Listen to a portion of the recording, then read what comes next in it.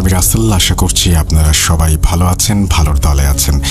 আমিও ভালো আছি, ভালোর দলে আছি। আর ভূত.com 5 বছরে পদার্পণ করলো জন্মদিন, সেই উপলক্ষে চলছে বিশেষ আয়োজন। আজকেও আমরা সিফাত আলমের আরও একটি ঘটনা আপনাদের পড়ে শোনাবো। আশা করছি ভালো লাগবে আপনাদের। চলুন কথা না বাড়িয়ে সরাসরি চলে যাই আমাদের আজকের ঘটনায়। আসসালামু আলাইকুম রাসেল ভাইয়া ও প্রিয় লিসেনার্স, কেমন আছেন আপনারা? আশা করছি আপনারা সকলেই আল্লাহর রহমতে ভালো আছেন এবং সুস্থ আছেন। আমি মোহাম্মদ সিফাত আলম আজ আপনাদের সামনে হাজির হয়েছি নতুন একটি ঘটনা নিয়ে। আজকের ঘটনাটি আমার বন্ধুর খালাতো বোনের সাথে ঘটে যাওয়া একটি ঘটনা। ঘটনাটি বেশ অন্যরকম। আশা করছি আপনাদের কাছে ঘটনাটি ভালো লাগবে। ঘটনায় যাবার আগে আমি রাসেল ভাইয়ের কাছে অনুরোধ করছি, ঘটনার ভেতরে অনিচ্ছাকৃত কোনো ভুল ত্রুটি থাকলে দয়া করে তা ক্ষমা সুন্দর দৃষ্টিতে দেখবেন। আসসালামু আলাইকুম, আমি সোহান। আজকের এই ঘটনাটি আমাকে বলেছে রাইসা, আমার খালাতো বোন।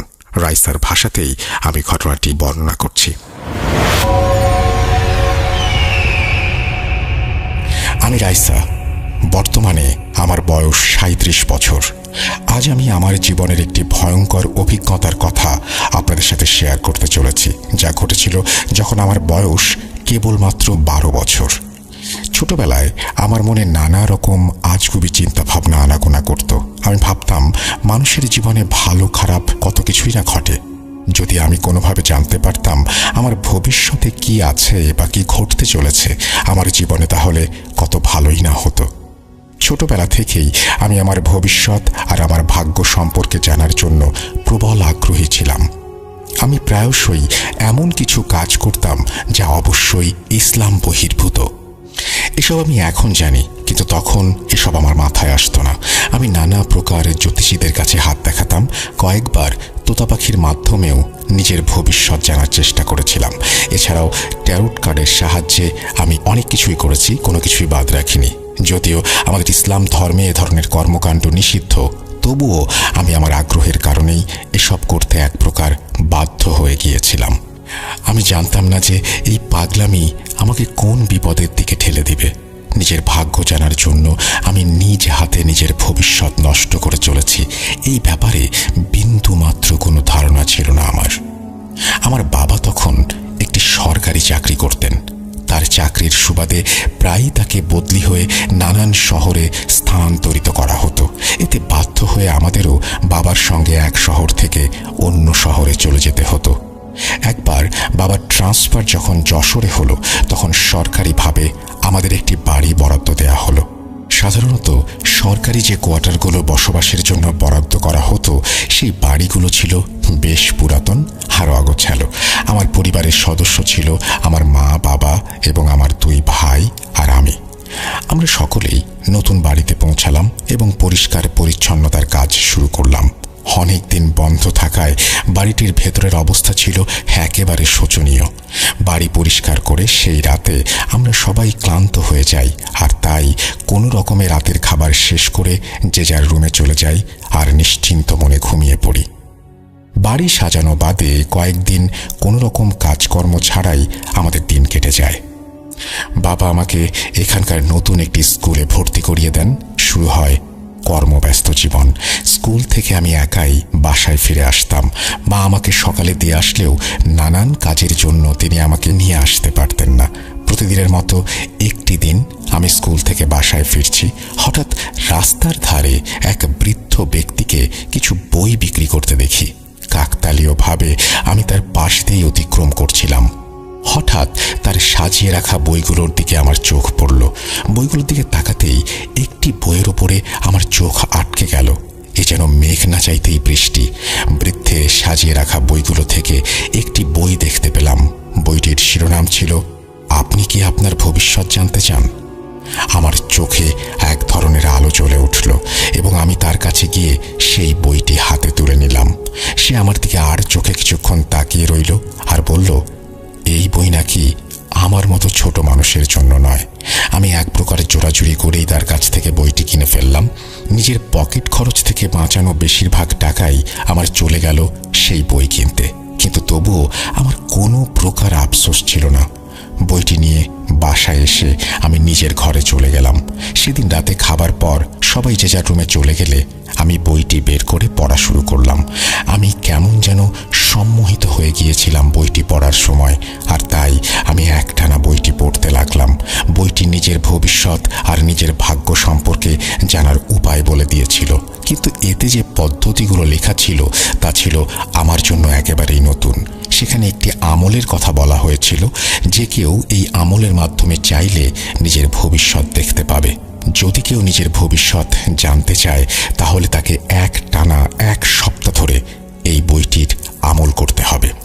বইয়ে লেখা ছিল যে ব্যক্তি এই আমল করবে তার স্বপ্নে তাকে ভবিষ্যৎ দেখানো হবে। আমার মনে হচ্ছিল যেন আমার কাছে আজ ঈদের দিন। আমি সেই বইটি খুবই মনোযোগ দিয়ে পড়লাম। পড়া শেষ করে আমার আলমারির কাপড়ের নিচে লুকিয়ে রেখেছিলাম, যেন আমার মা কোনোভাবেই বইটি দেখতে না পান। আমাদের বাড়ি সাজানোর কাজ তখনও অনেকটাই বাকি ছিল।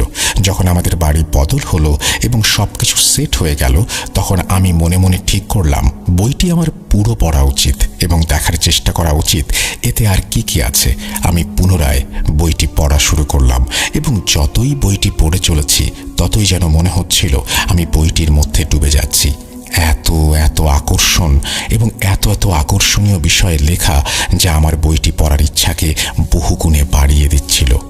বইয়ে লেখা আমল আজ থেকেই শুরু করে দেব ভেবে ফেললাম। বইয়ে লেখা ছিল এই আমল করার পর আমার বিয়ে কোথায় হবে, আমি কতটা পড়তে পারবো, এমনকি আমার বয়স কেমন হবে, সবকিছু নাকি আমাকে স্বপ্নে দেখানো হবে। এটা টানা 7 দিনের একটি আমল এবং এই আমলটি বইয়ে লেখা অনুযায়ী রাতের বেলা করতে হবে। এই আমলটির একটি শর্ত ছিল, যে 7 দিন কেউ এই আমল করবে তাকে সেই 7 দিন কোনো কিছু না খেয়ে থাকতে হবে। শুধুমাত্র পানি এবং ফল খাওয়ার অনুমতি আছে, তাও বিশেষ ক্ষেত্রে। আমি এই আমল করার জন্য মনস্থির করলাম। সেই অনুযায়ী আমি একটি বাহানা বানিয়ে স্কুল থেকে 1 সপ্তাহের ছুটি নিয়ে নিলাম, কারণ এই আমল আমাকে পুরো রাত পড়তে হবে। আমি ভাবলাম এখন যদি আমি পুরো রাত আমলটি করি তাহলে সকালে স্কুলের জন্য চোখ কিভাবে খুলব। পরদিন আমি সেই আমলটি করার জন্য প্রস্তুতি নিলাম। ভালো করে গোসল করলাম, নামাজ পড়লাম। আমার মনে হচ্ছিল যেন আমি এক অসাধ্য সাধন করার উদ্দেশ্যে যাত্রা শুরু করতে যাচ্ছি। একটু একটু ভয়ও হচ্ছিল, কেন জানি না। রাত হলে আমরা সবাই মিলে খেলাম। খাবারের সময় আমি শুধু কলা আর আপেল খেলাম, কারণ আমার তো অন্য কিছু খাওয়া নিষেধ। আম্মু আমাকে প্রশ্ন করেন আমি শুধু ফল খাচ্ছি কেন। আমি ডায়েট করছি বলে উত্তর দেই, আর তারা আমার কথা শুনে হাসতে শুরু করে। যখন রাত বাড়তে শুরু করলো তখন মা বাবা নিজের ঘরে চলে গেলেন আর আমার 2 ভাইও নিজেদের ঘরে চলে গেল। আমি আমার ঘরে এসে সেই বইটি বের করে আবার পড়তে শুরু করলাম। আমি বইয়ে লেখা নির্দেশনাগুলো খুব মনোযোগ সহকারে পড়তে শুরু করলাম, যেন কোথাও কোনো আমল করার সময় কিছু মিস না হয়ে যায়। বইয়ে লেখা ছিল আমলটি করার সময় ঘরের লাইট বন্ধ করে দিতে হবে এবং শুধুমাত্র একটি আগরবাতি জ্বালাতে হবে। আর একবার যখন আমল করা শুরু হয়ে যাবে তখন আমলের নির্দিষ্ট সংখ্যা পূরণ না হওয়া পর্যন্ত পড়া বন্ধ করা যাবে না। আমি সেদিন আমল করা শুরু করলাম। আমি বারবার আমলগুলো মনে মনে পড়ছিলাম আর আমার হাতে ছিল তাসবিহ। প্রায় 2 ঘন্টা অতিক্রান্ত হলো। হঠাৎ আমার কানে একটি মৃদু ফিসফিসানি হলো। আমি অস্পষ্ট ভাষায় শুনলাম কেউ বলছে, এটা বন্ধ করো। আমি ভয়ে চোখ খুলে চারপাশে তাকালাম, কিন্তু অন্ধকার ছাড়া কিছুই দেখতে পেলাম না। আমি মনে করলাম হয়তো এটা আমার মনের ভুল। আমি আবার চোখ বন্ধ করলাম এবং আমল করতে শুরু করলাম। একটু পর আমার কানে আবার একটি ফিসফিসানি এলো। এবার শুনলাম কেউ বলছে, রাইসা, এই আমল বৈধ নয়, এটি এখনই ছেড়ে দাও। আমি চিন্তিত হয়ে পড়লাম, কারণ আমি সেই আওয়াজ 1 বার না 2 বার শুনেছি। প্রথমবার ভুল হতে পারে, কিন্তু দ্বিতীয়বার তো আর তা হতে পারে না। তারপর আমার বইয়ের নির্দেশনার কথা মনে পড়ল। বইয়ে লেখা ছিল যা কিছুই হোক না কেন আমল মাঝপথে বন্ধ করা যাবে না। আর তাই আমি আমার চোখ বন্ধ করলাম এবং দ্রুত আমলটি পড়তে লাগলাম। আমার আরও আধা ঘন্টার মতো সময় লাগলো এবং তারপর ওই আমলের সংখ্যা পূর্ণ হয়ে গেল। সেদিনের আমল সম্পূর্ণ হয়ে গেল। এখনও আরও 6 দিনের আমল বাকি ছিল। পরের 6 দিনও একইভাবে চলতে লাগলো। কিন্তু একটি বিষয় আমি বারবার অনুভব করছিলাম, আর তা হলো কোনো এক অদৃশ্য শক্তি ছিল যা আমার এই কাজের মধ্যে বারবার বাধার সৃষ্টি করছিল। কেউ আমাকে থামানোর চেষ্টা করছিল বলে আমার মনে হচ্ছিল, কিন্তু আমার শখ আমার মাথার ওপর ভালোভাবেই চড়ে বসেছিল। আমি অন্য কিছুই যেন টের পাচ্ছিলাম না। শুধু একটা চিন্তা ছিল, আর তা হলো এই কাজটা যেভাবেই হোক আমাকে সম্পূর্ণ করতে হবে। এভাবেই আমার 6 রাত চলে গেল, আর শুধুমাত্র 1 রাত বাকি। 7ম রাতে যখন সেই আমল পূর্ণ হওয়ার কথা ছিল, সেদিন আমি আবার একটি ফিসফিসানি নিজের কানে শুনলাম। আজকেও বলছে, রাইসা, এর জন্য তুমি অনেক পস্তাবে। এই ফিসফিসানিতে আমি অভ্যস্ত হয়ে গিয়েছিলাম, তাই আমি এটাকে বিশেষ কোনো পাত্তা দিলাম না। আমার কাজ সম্পূর্ণ হয়ে গেছে, আর এই কাজ করতে করতে সকাল 4টা বেজে গিয়েছিল। আমি নিচে জমিন থেকে উঠে আমার বিছানায় গিয়ে শুয়ে পড়লাম। মনে এক ধরনের বড় প্রশান্তি অনুভব করছিলাম। ভাবতে খুব ভালো লাগছিল। খুশি হচ্ছিলাম যে এখন আমি ভবিষ্যৎ সম্পর্কে জানার সুযোগ পাব। আমি ঘুমানোর সময় সবসময় ঘরের দরজা ভেতর থেকে লক করে রাখতাম। সেদিন রাতে যখন আমি ঘুমালাম, তখন আমি স্বপ্নে দেখলাম আমার দরজার লক আপনা আপনি খুলে গেল এবং বাইরে থেকে কিছু কালো ছায়া আমার ঘরে প্রবেশ করতে লাগলো। তারা এক একজন প্রায় 11 থেকে 12 ফুট লম্বা ছিল এবং তারা সংখ্যায় ছিল প্রায় কয়েকশো জন। তারা একে একে সবাই আমার ঘরে জমায়েত হচ্ছিল। তাদের দেখে আমি প্রচণ্ড ভয় পাচ্ছিলাম এবং সেই ভয়ের কারণে আমি চোখ খুলে ফেললাম। চোখ খোলার পর আমি নিজের অবস্থা দেখে নিজেই চমকে গেলাম।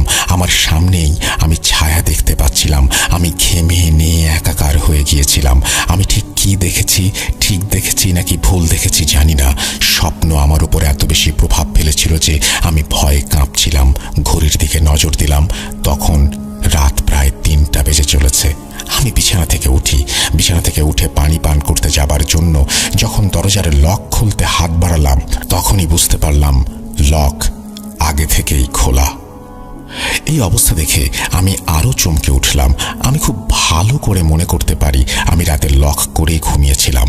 আমার জীবনে এমন কোনো রাত নেই যে আমি লক লাগাতে ভুলে গিয়েছি। এখন যদি কেউ এটা আমার ভয়ের কারণে ভুল ভাবছি বলে মনে করে, তাহলে আমি বলবো ঘুমানোর আগে আমি 4-5 বার লক লাগিয়েছি কিনা চেক করতাম।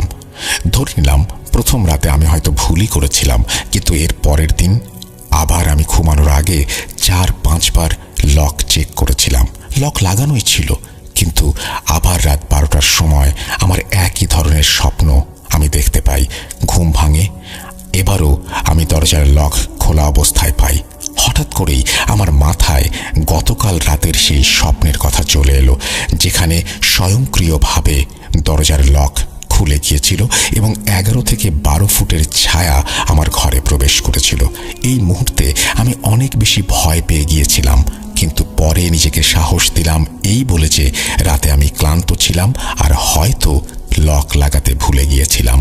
যদিও এটা শুধুমাত্র নিজেকে সাহস দেয়া ছাড়া আর কিছুই ছিল না, কারণ আমি কয়েকবার লক চেক করেছিলাম। তাই আজ নিজেকে বুঝ দিয়ে এই ভয়টা মাথা থেকে ঝেড়ে ফেললাম এবং ঘুমিয়ে পড়লাম। সকাল হলেই বাইরে চলে গেলাম। পুরো দিনটি খুব ব্যস্ততায় কাটলো। ইউনিফর্মও রেডি করতে হয়েছিল, কেননা পরের দিন স্কুলে যেতে হবে, আর স্কুলের জন্য বাড়ির কাজও করতে হয়েছিল। সেদিন রাতে যখন আবার ঘুমাতে গেলাম, তখন আমার মনে হচ্ছিল আজ রাতে হয়তো আমাকে এমন একটি স্বপ্ন দেখানো হবে যা আমার ভবিষ্যৎ সম্পর্কে আমাকে জানাবে। বেশ আশা নিয়েই আমি ঘুমানোর প্রস্তুতি নিলাম। সেই রাতে আমি লকটা 4-5 বার চেক করলাম, কিন্তু যে স্বপ্নটি এলো তা আগের স্বপ্নের মতোই ছিল। স্বপ্নে দেখলাম বড় বড় ছায়াগুলো আমার বিছানার চারপাশে দাঁড়িয়েছিল আর আমাকে অপলক দৃষ্টিতে দেখছিল। দিনের পর দিন সেই একই স্বপ্ন চলতে থাকে। একদিন স্বপ্নে দেখলাম ছায়াগুলোর মধ্যে একজন তার আঙুল দিয়ে লকের দিকে ইশারা করলো। মনে হচ্ছিল যেন সে আমাকে কিছু দেখাতে চাইছে। আমি লকের দিকে তাকালাম, লক বন্ধই ছিল। তারপর সেই ছায়া আরেকটি ইশারা করলো, আর সেই ইশারা করতে না করতেই আমার দরজার লকটা আপনা আপনি খুলে গেল। যেই দরজার লকটা খুলে গেল, সাথে সাথে আমার চোখও খুলে গেল। আমি ঘড়ির দিকে তাকালাম, তখন সকাল 7টা বাজে। আমার শরীর এখনো আতঙ্কের কারণে কাঁপছে। এই আতঙ্ক বহুগুণে বেড়ে গেল যখন আমি দরজার লকের দিকে তাকালাম। আজও লকটি খোলা ছিল। রাতে দেখা সেই পুরো স্বপ্ন আবার আমার চোখের সামনে চলে এলো। মনে হচ্ছিল যেন এমন কোনো সৃষ্টি আমার আশেপাশেই ছিল যা নিজের অস্তিত্বের প্রমাণ দিতে চাইছিল। সে প্রমাণ করতে চাইছিল আমি যা স্বপ্নে দেখছি তা আসলে স্বপ্ন নয়, এবং এর সবই সত্যি, এবং সত্যিই ঘটে চলেছে যা আমাকে স্বপ্নের মাধ্যমে দেখানো হচ্ছে। সেদিনটি আমি খুব কনফিউজড ছিলাম। আমি নানাবিধ ভাবনায় ডুবেছিলাম এবং সেই স্বপ্নকে বোঝার চেষ্টা করছিলাম, কিন্তু কোনো কুল কিনারা করতে পারছিলাম না। আমার মনে হচ্ছিল আমি তো ভবিষ্যৎ দেখার চেষ্টা করছিলাম, কিন্তু আমাকে এসব কি দেখানো হচ্ছে। ওই রাতে আমি একা ঘুমোতে ভয় পাচ্ছিলাম, আর তাই আমি আমার ছোট ভাইকে বললাম সে যেন আজ আমার সাথে ঘুমায়। তার বয়স তখন 7 কি 8 বছর। সে আমার কথায় আমার পাশেই শুয়ে পড়ল। রাতে আমি স্বপ্ন দেখলাম আমার ভাই বিছানা থেকে উঠল এবং বাইরে চলে গেল। কিছুক্ষণ পর যখন সে ফিরে এলো, তার হাতে ছিল একটি ছুরি। সেই ছুরি দিয়ে সে আমার উপরে হামলা করতে শুরু করলো। আমি সেদিন রাতে চিৎকার করে উঠলাম এবং পাগলের মতো চারপাশে দেখতে লাগলাম। ঘুম থেকে উঠে আমি দেখি আমার ভাই তখনও আমার পাশেই ঘুমোচ্ছে। আমি কিছুটা স্বস্তি পেলাম, কিন্তু যখনই আমার নজর সাইড টেবিলের দিকে পড়ল, তখন সেখানে সেই ছুরিটি ছিল যা আমার স্বপ্নে আমার ভাইয়ের হাতে আমি দেখেছিলাম। আমি ভাইকে একটু ধাক্কা দিলাম দেখার জন্য সে জেগে আছে কিনা, কিন্তু সে গভীর ঘুমে আচ্ছন্ন। সেদিন পুরো রাত আমি ভয়ে ভয়ে না ঘুমিয়ে কাটালাম। সকালে আমি আমার ভাইকে জিজ্ঞেস করলাম, তুমি কি কাল রাতে ঘুম থেকে জেগে বাইরে গিয়েছিলে? সে উত্তরে বলল, না আপু, আমি বাইরে কিভাবে যাব? আমি তো দরজার লকই খুলতে পারি না। আমি জানতাম সে সত্যি কথাই বলছে, কারণ সে কেবলমাত্র 7 থেকে 8 বছর বয়সী ছোট্ট একটি ছেলে, এবং তার উচ্চতা সেই লক খোলার জন্য যথেষ্ট নয়। আমি ভাবলাম সে হয়তো কোনোভাবে দরজার লক খুলে বাইরে বের হয়েছিল আর রান্নাঘর থেকে ছুরি নিয়ে এসেছিল, কিন্তু সে আমার স্বপ্নে কিভাবে আসতে পারল? আর আমার ওপর আক্রমণই বা কেন করবে? আমি তো ওই আমল পড়েছিলাম যাতে ভবিষ্যৎ দেখতে পাই, কিন্তু আমি তো ভয়ানক সেই স্বপ্নে একেবারে আটকে গিয়েছি। আমি ছোট ভাইকে নিজের সাথে নিয়ে ঘুমোতে শুরু করলাম। সেও অবাক হচ্ছিল আমার কি হয়েছে এই কথা ভেবে।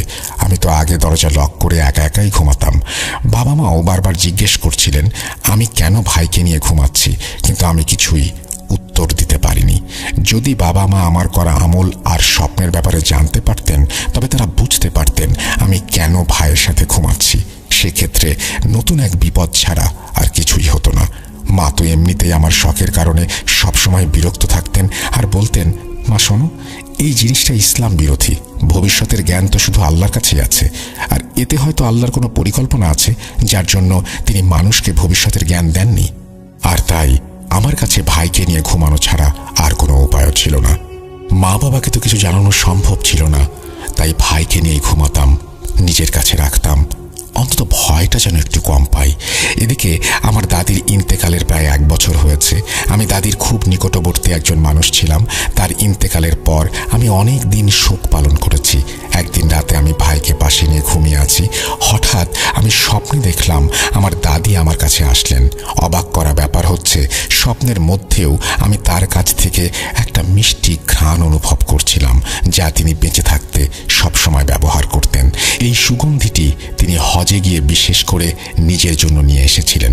প্রথমে আমি স্বপ্নে দেখলাম দাদি আমার পাশে এসে বসে গেলেন আর তার হাত দিয়ে আমার চুলে হাত বুলিয়ে দিচ্ছিলেন। জীবিত থাকাকালীন তিনি প্রায়ই এই কাজটা করতেন। যখনই তিনি আমার ঘরে আসতেন, সবসময় এভাবেই বসে আমার চুলে হাত বুলিয়ে দিতেন। কিন্তু স্বপ্নে হঠাৎ দৃশ্যটি বদলে গেল। দাদি আমার চুল হাতে ধরে আমাকে এক টান দিয়ে বিছানা থেকে ফেলে দিলেন। আমার পড়ে যাওয়া আর চিৎকার করার সাথে সাথে আমার ঘুমন্ত ভাইটাও ঘুম থেকে উঠে পড়ল।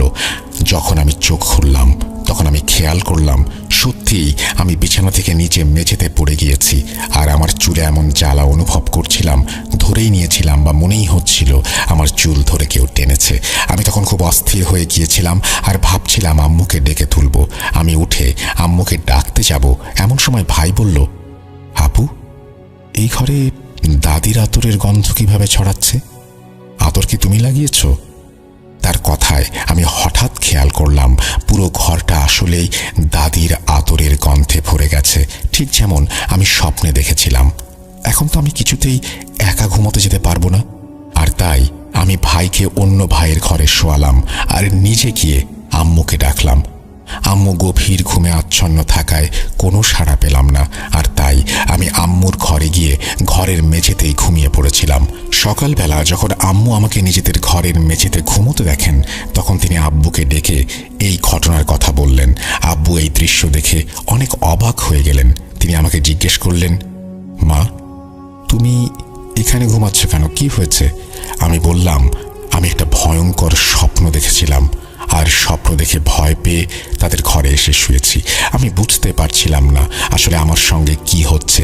ভবিষ্যতের ব্যাপারে তো কিছুই জানা গেল না, উল্টো নানা প্রকার ভয়ঙ্কর কিছু আমার স্বপ্নে আসা শুরু করে দিল। এক রাতে আমি স্বপ্নে দেখলাম আমি বাথরুমে গোসল করছি। যখন স্বপ্নটা শুরু হলো তখন স্বপ্নেই দিনের আলো ছিল, কিন্তু গোসল করতে করতে হঠাৎ করেই চারপাশ অন্ধকার হয়ে যেতে লাগলো। হুট করেই সবকিছু কালো অন্ধকারে ছেয়ে গেল, পুরো ঘন কালো অন্ধকার। সেই অন্ধকারে মনে হলো কেউ আমার গলা টিপে ধরেছে। আমার শ্বাস নিতেও কষ্ট হচ্ছিল। আমি খুব ভীত হয়ে পড়েছিলাম, নিজেকে ছাড়ানোর জন্য হাত পা ছুটছিলাম। এই চেষ্টা করতে করতে হঠাৎ আমার চোখ খুলে গেল, আর আমি প্রচণ্ড ভয়ে নিজের পেছনে আর সামনের দিকে দেখলাম। কিন্তু সর্বাধিক অদ্ভুত ব্যাপার হলো আমার পুরো শরীরই ভিজে গিয়েছিল, এমনকি আমার মাথার চুল থেকেও পানি পড়ছিল। মনে হচ্ছিল আমি যেন এইমাত্র গোসল করে বের হয়েছি। আমার গলাও প্রচণ্ড জ্বালাপোড়া করছিল। আমি বেশ ব্যথা অনুভব করছিলাম।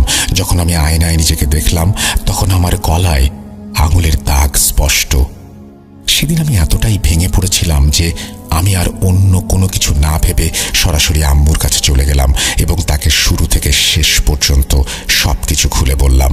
আমি দেখতে পাচ্ছিলাম আম্মু প্রচণ্ড রেগে গেছেন, কিন্তু পরে তিনি দেখলেন আমার অবস্থা খুবই খারাপ। যদি তিনি আমাকে এখন বকাবকি করেন তাহলে হয়তো আমি একটা কিছু করে ফেলব। এই জন্যই নিজের রাগ নিয়ন্ত্রণ করলেন এবং আমাকে বললেন, তুমি চিন্তা করো না, তোমার আব্বু আসলে তার সঙ্গে এই বিষয়ে কথা বলবো। আম্মু ও ব্যাপারে একটু বুঝতারি দেখালেন এবং আব্বুকে আমার করা সেই আমলের ব্যাপারে কোনো কথা বললেন না।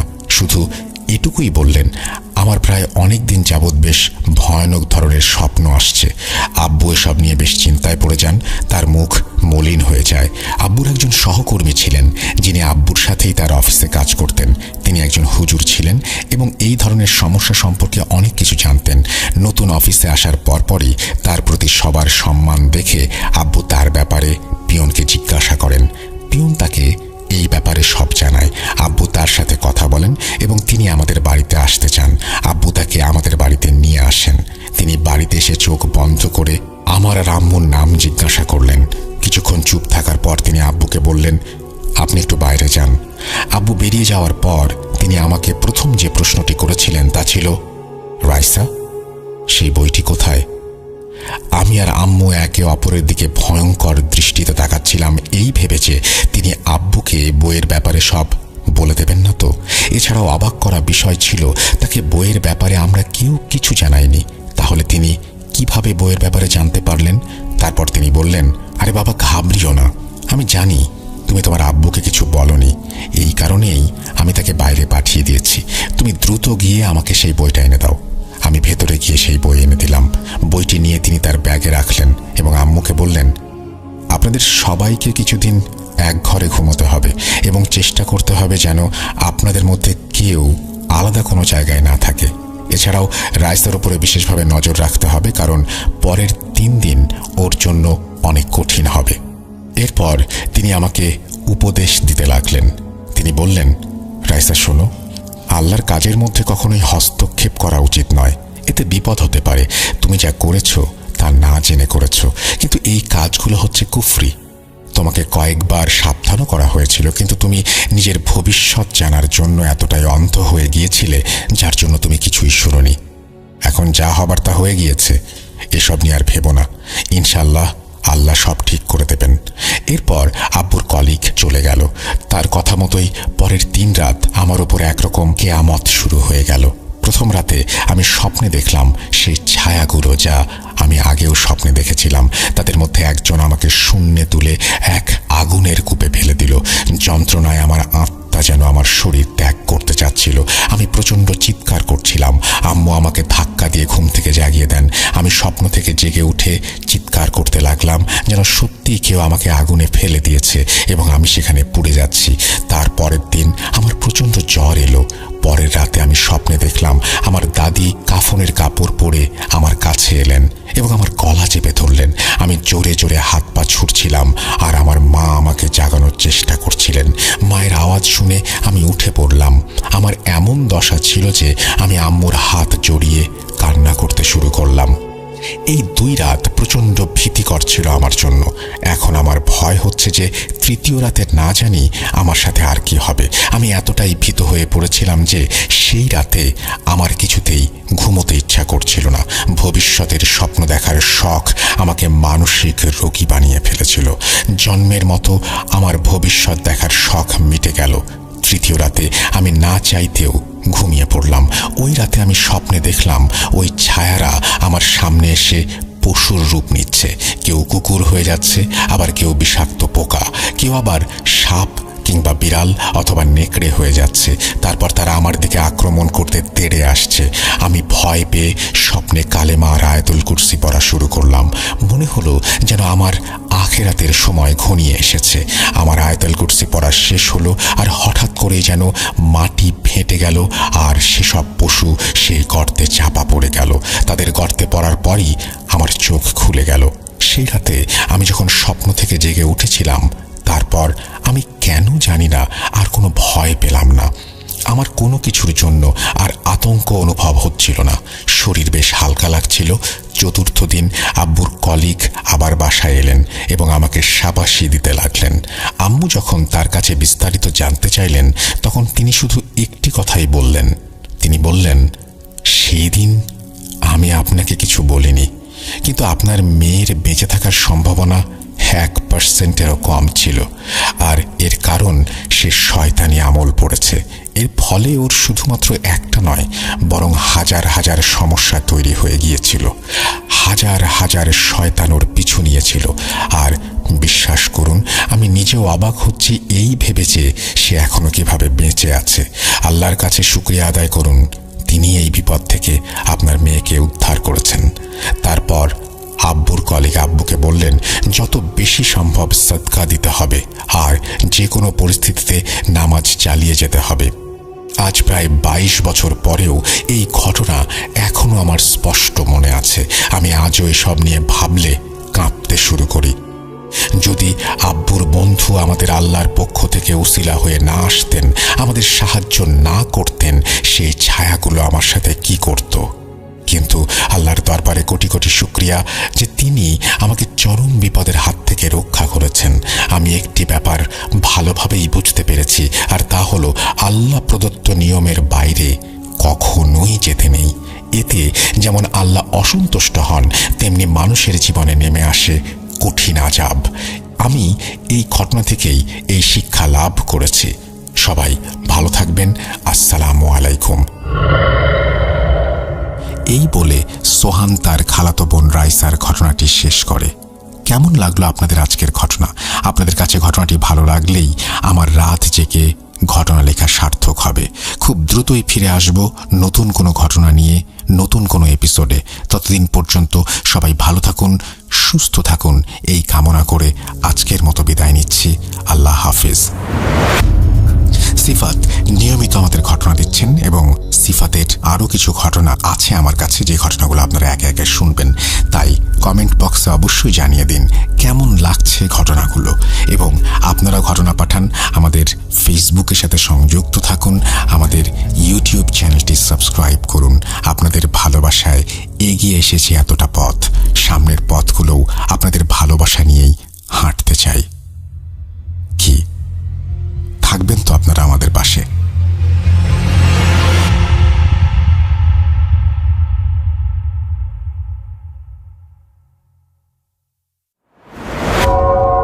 আবারও রাতের আঁধারে ভয়ের রাজ্য ফুঁড়ে ফিরেছি সেই পুরনো সুরে।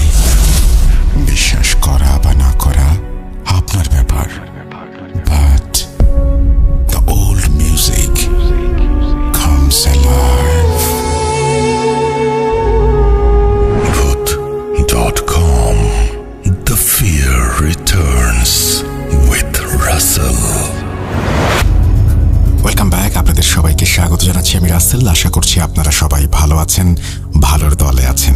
আমরা কথা না বাড়িয়ে সরাসরি চলে যাব অডিও ক্লিপে। আমরা যে ইমেইলগুলো আজকে আপনাদের শোনালাম কেমন লেগেছে সেটা অবশ্যই আমাদেরকে জানাবেন।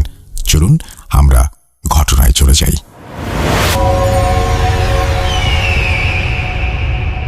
আসসালামু আলাইকুম রাসেল ভাইয়া, আমার নাম সামিন। আমি ঢাকায় থাকি এবং আমি নটরডেম কলেজের একজন স্টুডেন্ট। আমি কারেন্টলি এইচএসসি পরীক্ষা দিচ্ছি এবং আমার পরীক্ষা চলছে আসলে, কিন্তু এই তো দেশের যে সার্বিক পরিস্থিতি সে কারণে তো পরীক্ষায় কিছুটা স্থগিত হয়। আমি ভাবলাম ঘটনাটা রেকর্ড করে ফেলি, যেহেতু লেখার খুব একটা সময় হয়তো পাবো না। তো ঘটনাটা আসলে আমারই প্রত্যক্ষ করা, মানে আমি, আমার মা এবং বাবা, আমরা তিনজনে অ্যাকচুয়ালি জিনিসটাকে দেখেছি। তো ঘটনাটা 2014-এর লাস্টের দিকে। আমার একজন দাদা আছেন, তিনি উত্তরায় থাকেন। সো আমরা সে সময় বা এখনো মাঝে মধ্যে আব্বু ছুটি পেলে বা কোনো একদিন আব্বু আর্লি চলে আসলে অফিস থেকে, আমরা চেষ্টা করি যে উত্তরায় যাওয়ার, আমার সেই দাদার বাসায়। তো আমরা সেবারও গিয়েছিলাম। তো সেবার একটু আমাদের ডিনার করতে করতে 12টা বেজে যায়। So while we are returning একটু লেট হয়ে যায়। আমরা প্রায় 12টা, 12:30টার পরেই রওনা দিই। তো আমরা একটা গাড়িতে রওনা দিই। তো গাড়ির ফ্রন্ট সিটে, ড্রাইভার সিটে ছিলেন একজন আঙ্কেল, আমার আব্বুর একজন ফ্রেন্ড, উনিও ওখান থেকে আসছিলেন আর কি, উত্তরা থেকে। আর ড্রাইভারের পাশের সিটে ছিল আব্বু, পিছনে ছিলাম আমি অ্যান্ড আম্মু। তো আমরা মোটামুটি আসছি। তো যখন প্রায় রাত 1টা ক্রস করছে এমন সময়, আমরা তখন এখন যেখানে আর কি এয়ারপোর্ট রোড, যেটা উত্তর এয়ারপোর্ট রোড, সেখানে একটা হসপিটাল আছে, কুর্মিটোলা জেনারেল হসপিটাল কারেন্টলি। তো তখন আমরা ঠিক যখন ওই জায়গাটায়, ওই রোডটার ওরকম একটা লোকেশনে কাছাকাছি ছিলাম। তো আমাদের গাড়ির স্পিড ছিল প্রায় 60-70-র মাঝামাঝি আর কি। তো হঠাৎ করে যেটা হয় যে আমি জাস্ট দেখি যে গাড়িতে মানে এত জোরে একটা ঝাঁকি আসে, মনে হলো যে আমরা যদি কোনো একটা স্পিড ব্রেকারের উপর দিয়ে ব্রেক না করে একটানে চলে যাই, যেরকম ঝাঁকি আসে, তো সিমিলার একটা ঝাঁকি। তো অ্যান্ড রাইট আফটার দ্যাট কিছু দূর সামনে যে গাড়িটা আঙ্কেল ব্রেক করে। তো ব্রেক করার পর আঙ্কেল আব্বুকে কিছু একটা বলে, অ্যান্ড আসতেই বলে, মানে আমরা শুনতে পাইনি পেছন থেকে। অ্যান্ড আঙ্কেল গাড়ি থেকে নামে আব্বুর সাথে, এবং দুইজন নেমে 2-3 কদম পিছিয়ে যায়। অ্যান্ড এরপর দুইজনই আসে, অ্যান্ড দেন আঙ্কেল গাড়িতে ওঠেন। গাড়িতে ওঠার পর আঙ্কেল যখন গাড়ি চালাচ্ছেন, আমি একটা জিনিস খেয়াল করলাম যে আমার বাবা এবং আঙ্কেল দুইজনেরই কপাল মানে অসম্ভব রকমের ঘামছে, মানে দুইজনই কোনো একটা জিনিস নিয়ে খুবই টেন্সড বা প্যানিকড। অ্যান্ড দুইজনের ফেশিয়াল রিয়াকশন দেখে আমার মনে হচ্ছিল যে they have seen something horrific. তো এরপর যখন যাচ্ছি, আমি একটু পর নোটিস করলাম যে আঙ্কেল যে গাড়ি চালাচ্ছে, আঙ্কেল মানে কোথাও ব্রেক পর্যন্ত করছে না। আমরা সেই উত্তরার এয়ারপোর্ট রোড থেকে আঙ্কেল গাড়ি এসে এরপর নেক্সট থামান বাড্ডা রোডে। সো এই ফুল রাস্তা he didn't even break for once. So জিনিসটা এরকমই, মানে সে এতটাই প্যানিক ছিল। তো যখন আমরা বাড্ডা রোডে আসি তখন প্রায় রাত 1:30টার কাছাকাছি বেজে গেছে। তো একটা দোকানের পাশে আঙ্কেল দাঁড়ালো। দাঁড়ানোর পরে আঙ্কেল আর আব্বু দোকানটায় গেল, আমাদের এমনি চিপস কোক এগুলো কিনে দিল, দুজন কথা বললো। তো সেই দিন রাতে আমরা বাসায় চলে আসি। তো বাসায় আসার পরে যেটা হয়, এরপর রাস্তার কোনো ঘটনা হয়নি, বাট বাসায় আসার পর দেখলাম যে আমার আব্বুর, আমি ছোটবেলা থেকে আর কি প্রেশার মাপতে পারতাম বা এই জিনিসগুলো শিখেছিলাম, বিকজ আব্বুর প্রেশারের প্রবলেম ছিল। তো সেদিন দেখলাম আব্বুর খুবই হাই প্রেশার। আব্বুর একজন ডক্টর ফ্রেন্ডকেও বললো, উনি কিছু জিনিস প্রেসক্রাইব করলো। দিন আব্বু মেডিসিন নিয়ে পরের দিন সকালে উঠে আব্বু আর অফিসে যেতে পারলো না, এতটা অসুস্থ। তো যাই হোক, সেদিন আব্বু প্রায় ঘুম থেকে উঠলো 11টার দিকে, ব্রেকফাস্ট করলো। এরপর যেটা বললো আসলে যে ঘটনাটা কি ছিল, ঘটনা এরকম ছিল যে যখন গাড়িটা যাচ্ছে, আব্বু এবং আঙ্কেল নিজে দেখছে যে তখন তো রাসেল ভাই আসলে সে সময় অনেক ফাঁকাই ছিল রাস্তা, এখনকার মতো তো জ্যাম ছিল না। এখন মানে আজ থেকে যদি 10 বছর আগের কাহিনীও ভাবি, তো একদম ফাঁকা রাস্তা। লাইক যে লেনে আমাদের গাড়ি ছিল সেই লেনে সামনে আর কোনো গাড়ি নেই, বাট জাস্ট হঠাৎ করে 10 হাত সামনে, গাড়ির থেকে 10 হাত সামনে রাস্তার উপর একটা লাশ রাখা, সাদা কাফনের কাপড়ে জড়ানো। এটা আমার আব্বুও দেখেন এবং আঙ্কেলও দেখেন। আরেকটা মজার বিষয় হচ্ছে জিনিসটা, মানে এতক্ষণ ফুল রাস্তায় কিচ্ছু ছিল না, মানে literally everything is empty in front of their eyes, and suddenly 10 হাত সামনে আপনি যদি দেখেন রাসেল ভাইয়া যে একটা আপনার গাড়ি 60-65 স্পিডে আছেন, হঠাৎ করে সামনে একটা লাশ। সেই সিচুয়েশনে যদি আপনি ব্রেকও করেন, আপনি একটা ম্যাসিভ অ্যাক্সিডেন্ট করবেন। আমাদের 4 জনেরই মারা যাওয়ার সুযোগ ছিল, and only safe choice was to run over it, and that's what he did. Uncle তার উপর দিয়ে যখন গাড়িটা চালিয়ে চলে যান, তার একটু পর উনি ব্রেক করেন, And there comes this part, Rasel ভাইয়া, যেটা আপনি হয়তো বিশ্বাস করবেন না, বা যে কেউ বিশ্বাস করতে এটা একটু অসন্তোষটি প্রকাশ করবে। আব্বু এন্ড আঙ্কেল যখন গাড়ির থেকে নামে, দুজন একটু সলা পরামর্শ করেই নামে। এন্ড নামার পরে দুজন নোটিস করে রাসেল ভাইয়া পিছনে কিচ্ছু ছিল না। The entire road was empty, not a drop of blood, not a piece off white cloth. রাস্তায় কিচ্ছু ছিল না। তো আপনি যে রাসেল ভাইয়া ভাবেন, ঝাঁকিটা কিন্তু এমন না যে শুধু আঙ্কেল আর আব্বু খেয়েছে, আমি ইভেন আম্মু মাথায় একটা বাড়িও খেয়েছিল গাড়ির উপরের সাথে। মানে বললাম না, মনে হলো যে আমরা স্পিড ব্রেকের উপর দিয়ে চলে গেলাম। বাট যখন তারা নেমে দেখে কিচ্ছু নেই। তো যাই হোক, পরে একদিন আঙ্কেল আমাদের বাসায় আসেন। উনি বলে যে এই জিনিসটা নিয়ে উনি ওনার একজন রিলেটিভকে শেয়ার করেছেন, যে আসলে জিনিসগুলো নিয়ে কাজ করেন। তো উনি যেটা বলেছেন যে ওখানে একটা খারাপ কোনো একটা জিন বা কোনো একটা প্যারানর্মাল কিছু একটা আছে ওই লোকেশনটায়, যেটা মূলত মানুষের অ্যাক্সিডেন্ট করানোর চেষ্টা করে। সো মাঝে মধ্যে নাকি দেখা যায় যে ওখানে কেউ দাঁড়িয়ে আছে, আমরা যেটা দেখেছি, অনেকে দেখেছি কেউ ওখানে একটা লাশ শুয়ে আছে, এবং এটা প্রেডিক্ট করা হয় যে যে জিনটা আছে ওখানে হয়তো অনেক অসংখ্য ওই জায়গাটার মধ্যে রোড অ্যাক্সিডেন্ট হওয়ার কারণে ওখানে কিছু খারাপ জিনের বসবাসের সৃষ্টি হতে পারে। তো এরকম কিছু একটা প্রেডিকশন দিয়েছিল। So this was my story Russel ভাইয়া। জানি না এটা কতটা হরিফাইং, বাট যেহেতু আমার নিজ চোখে দেখা, আমি ছোটবেলা থেকে ভূতের ফিল্ম শুনে আসি যখন একদম ক্লাস 1-2 পড়ি। So I definitely thought that it was worth sharing. যদি ভালো লাগে অবশ্যই শেয়ার করবেন, অ্যান্ড আমি আমার কন্ট্যাক্ট আপনাকে দিয়ে রাখবো, কাইন্ডলি আমাকে জানাবেন। And I have a lot more stories, specially Uttara কেন্দ্র করে আমার কাছে অনেকগুলো স্টোরি আছে।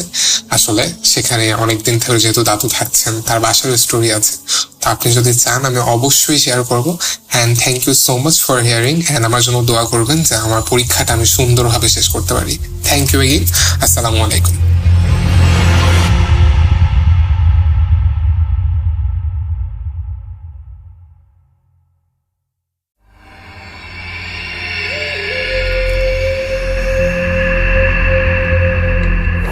Bhoot.com with Russell।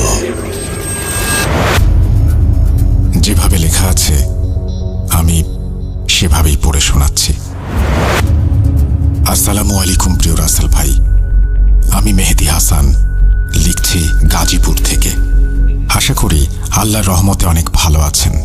আমি গুছিয়ে লিখতে পারি না বলে অনেক ঘটনা আপনার কাছে পাঠাতে পারি না, তবুও দুঃসাহস করে এই ঘটনাটি লিখতে বসলাম।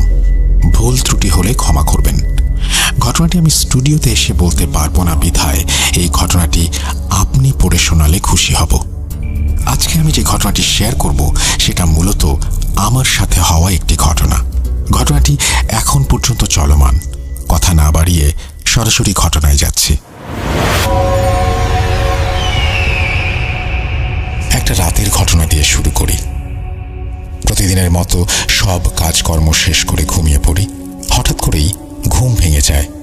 ফোন হাতে নিয়ে দেখি 1:15 বাজে। 5 মিনিটের মতন ফোনে ফেসবুক ব্রাউজ করি, আর ঘুম ঘুম ভাব হলে মোবাইল রেখে ঘুমানোর চেষ্টা করি। ঘুমানোর জন্য চোখ বন্ধ করে আছি। হঠাৎ করে আমার খাট ঝাঁকুনি দিয়ে ওঠে, যেমনটা হয়ে থাকে কোনো স্বাস্থ্যবান মানুষ যদি খাটের ওপর তাড়াহুড়ো করে ওঠে সেরকম। আমি অনেকটা স্বাভাবিকভাবেই চুপচাপ শুয়ে আছি। তখনই আমি হঠাৎ করেই প্যারালাইজড হয়ে যাই। আমি জেগে আছি কিন্তু নড়াচড়া করতে পারছি না। সব কিছু আমার কাছে স্পষ্ট।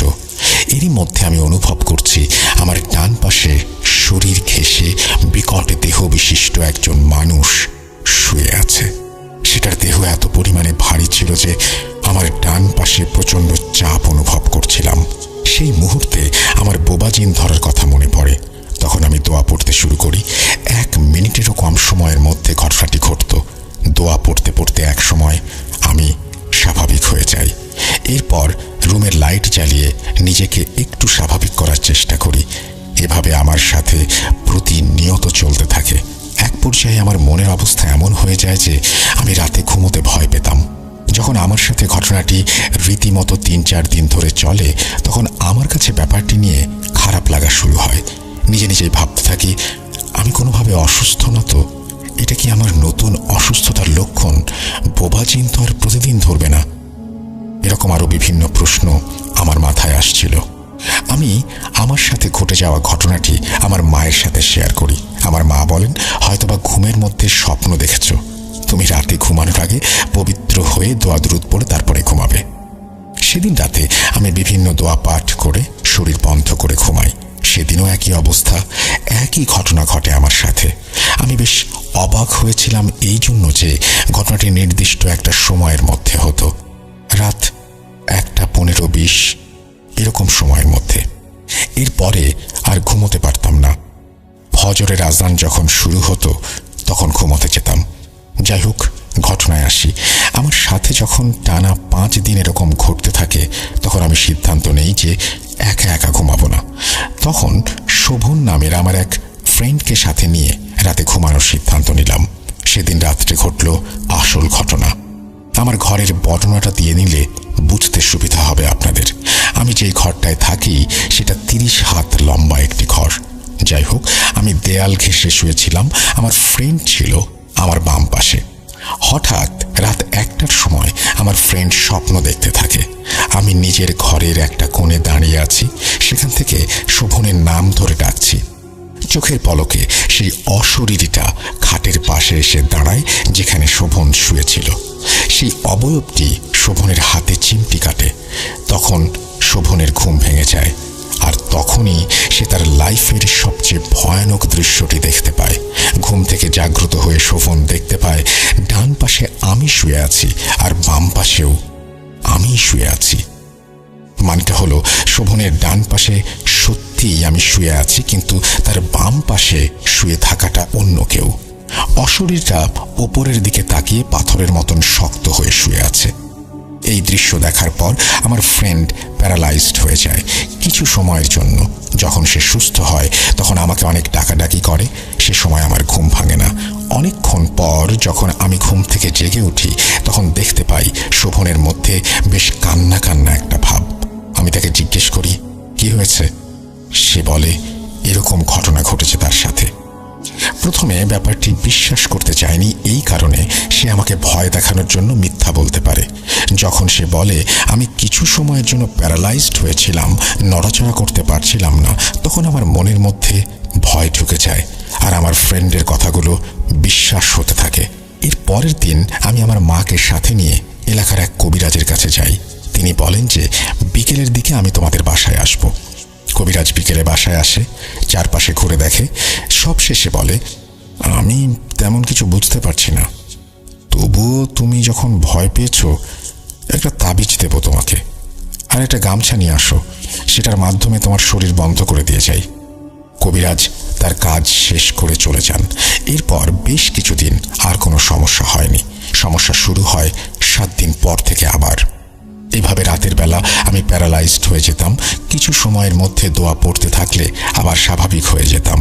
নিরুপায় হয়ে আমার এক ছোট ভাইকে সাথে নিয়ে ঘুমানো শুরু করি। আমার ভাইয়ের নাম আব্দুল্লাহ। আব্দুল্লাহকে নিয়ে যথারীতি রাতে ঘুমোতে চলে যাই। রাতে যেন কেউ ভয় না পায় সে কারণে বাতি জ্বালিয়ে রাখতাম। বাতির আলো চোখে লাগার কারণে খাটের পাশে একটা পর্দা টাঙিয়ে রাখি। আমরা দুজনেই ঘুমিয়ে আছি। আমার ছোট ভাই স্বপ্নে দেখতে পায় কেউ একজন পর্দার ওই পাশে দাঁড়িয়েছে। স্পষ্ট তার দেহের ছায়া পর্দার ওপরে পড়েছে। সেই লোকটার হাতে একটা ব্যাগ ছিল, সেটা বাড়িয়ে দেয় আব্দুল্লাহর দিকে। স্বপ্নের মধ্যেই আব্দুল্লাহ ভাবতে থাকে ঘরের দরজা তো লক করা, এই লোক কিভাবে ঘরের ভেতরে ঢুকলো। এই কথা ভাবতে ভাবতে আব্দুল্লাহর ঘুম ভেঙে যায়, আর তখনই সেই লোকটা পর্দা সরিয়ে উঁকি দেয়। আমার ছোট ভাই দেখতে পায় সেটা আর কেউ নয়, আমি নিজে। আর তখনই আব্দুল্লাহ প্যারালাইজড হয়ে যায়। কিছু সময় পর সে স্বাভাবিক হয়, আমাকে ঘুম থেকে ডেকে তোলে আর এই ঘটনা আমাকে বলে। তখন আমিও বেশ ভয় পেয়ে যাই। আমার আর সাহস হচ্ছিল না বাকি রাতটুকু ঘরে থাকার। আমার মাকে রুমে ডেকে নিয়ে আসি। তিনি বিভিন্ন কথাবার্তা বলে আমাকে আশ্বস্ত করে, একটু স্বাভাবিক করার চেষ্টা করে। এভাবেই চলতে থাকে প্রতিদিন। আমি বিশ্বস্ত কোনো কবিরাজের সন্ধান পাচ্ছিলাম না, এখনো জানি না। অনেকজনের থেকে খোঁজ করে দেখলাম আমাদের ইউনিয়নে 2-3 গ্রাম পরে একজন অভিজ্ঞ হিন্দু তান্ত্রিক আছে। তার কাছ থেকে বিভিন্ন চিকিৎসা নিলাম। তিনি আমাকে আশ্বস্ত করলেন আর সমস্যা হবে না। না, এরপরেও সমস্যা চলতেই থাকলো। কোনো উপায় না পেয়ে আমি একদিন রাতের বেলা প্যারালাইজ থেকে স্বাভাবিক হয়ে সালাম বিনিময় করি। বলি, আসসালামু আলাইকুম, আপনি কে? আপনি আমার কাছে কি চান? দয়া করে আমাকে বুঝিয়ে দিন। আমি তাকে আরও অনুরোধ করে বলি, আমাকে কেন বিরক্ত করছেন আপনি? নিজে নিজেই এই কথাগুলো আমি রুমের মধ্যে বলি। এরপর দোয়া পাঠ করে আবার ঘুমানোর চেষ্টা করি। কম্বল দিয়ে মাথা ঢেকে শুতে গেছি, হঠাৎ আমার কানের কাছে কর্কশ কণ্ঠে কেউ একজন কিছু বলে ওঠে। এত ভয়ানক ছিল তার কণ্ঠস্বর। সে কি বলেছিল সেটা আমি ভয়ে খেয়াল করে শুনতে পারিনি। ভয়ানক সেই অশরীরটা যেন আমার কাছে না আসে, সেই জন্য মোবাইলে রাতে কোরআন তেলাওয়াত ছেড়ে ঘুমাতাম। এরপরেও কাজ হতো না। এরকম আরও অনেক ধরনের পদ্ধতি আমি অবলম্বন করি এটা থেকে বাঁচার জন্য, যেগুলো বললে ইমেলটা অনেক বড় হয়ে যাবে। সংক্ষেপে শেষ করি, অবশেষে আমাকে একজন হুজুর ঘর বন্ধ করা শিখিয়ে দেন। আমিও সেই অনুযায়ী কাজ করি, সঙ্গে সঙ্গে এর ফলাফল দেখতে পারি। এখন আমি আলহামদুলিল্লাহ আর সমস্যা কবলিত নই। যদি প্রতিদিন আমল না করি তাহলে সমস্যাটা আবার শুরু হয়। ঘটনাটি যদি ভালো লাগে পড়ে শোনানোর অনুরোধ রইল। মেহেদী হাসান, গাজীপুর থেকে। Thank you very much. চমৎকার একটি স্টোরি, এবং আশা করব আপনারা অবশ্যই আমাদের কমেন্ট সেকশনে যিনি ঘটনা পাঠিয়েছেন তাকে একটু ধন্যবাদ জানাবেন, মেহেদী হাসানকে ধন্যবাদ জানাবেন। মেহেদী হাসান, আপনার কাছ থেকে আমরা আরও অনেক ঘটনা চাই, কারণ আপনি চমৎকারভাবে ঘটনা বুঝিয়ে লিখতে পারেন। এটা খুবই দরকার, এবং আমার কাছে এই ঘটনাটি অনেক বেশি ভালো লেগেছে, অনেক বেশি গোছানো মনে হয়েছে। সো আমরা ঘরের মধ্যে থেকেই হয়তো ভূত.com শুনছি। অনেকেই ঘরে একা ঘুমায়, অনেকের সাথেই একা ঘরে নানান রকমের ঘটনা ঘটে। আমরা কখনো কখনো সেগুলো মনের ভুল ভেবে উড়িয়ে দিই, কখনো কখনো সেগুলো নিয়ে অনেক বেশি সিরিয়াস হয়ে যাই। তো যাই হোক না কেন, এরকম কোনো ঘটনা যদি আপনার সাথে ঘটে তাহলে আপনিও নিশ্চয়ই মেহেদী হাসানের মতোই ভয় পেতেন, খুঁজে বেড়াতেন কোনো একজন অভিজ্ঞ কবিরাজ বা হুজুরকে। মেহেদী হাসান আপনার সুস্থতা কামনা করছি, এবং আপনার সমস্যা যেন দূর হয়ে যায় সেই দোয়া করি আল্লাহ তাআলার কাছে। আপনি ভালো থাকবেন। আমরা চলে যাব আমাদের পরবর্তী ঘটনায়।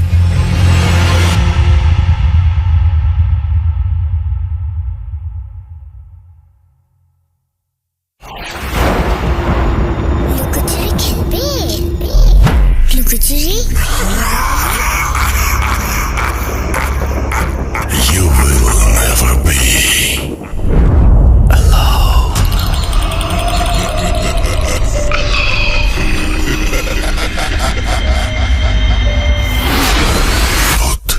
Vote.com. The fear returns with Russell. আরও একবার আপনাদের সবাইকে স্বাগত জানাচ্ছি। আমি রাসেল। আশা করছি আপনারা সবাই ভালো আছেন, ভালোর দলে আছেন।